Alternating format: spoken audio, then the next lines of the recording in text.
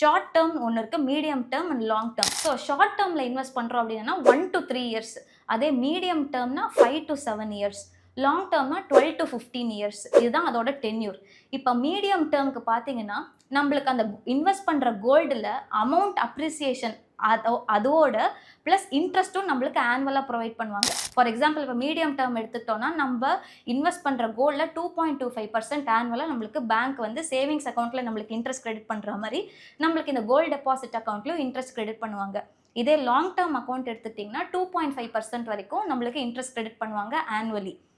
இதுக்கு login period என்னன்னா medium டேர்முக்கு நம்ம அந்த கோல்டு வந்து 3 இயர்ஸ் ஆகுது அந்த அக்கௌண்ட்டில் லாக் ஆகிருக்கும். அதே மாதிரி லாங் டேர்மில் அந்த கோல்டு வந்து 5 இயர்ஸ் வரைக்கும் நம்ம அந்த கோல்டு எதுவுமே யூஸ் பண்ண முடியாது. ஸோ நான் முன்னாடியே சொன்ன மாதிரி இம்மீடியட் ரெக்குவயர்மெண்ட் இல்லாதவங்களுக்கு ஆர் இப்போ இந்த கோல்டை வச்சு எனக்கு பைசா வேண்டாம் அப்படின்ற இல்லாத இன்வெஸ்டர்ஸுக்கு இந்த ஆப்ஷன் வந்து பெட்டர்.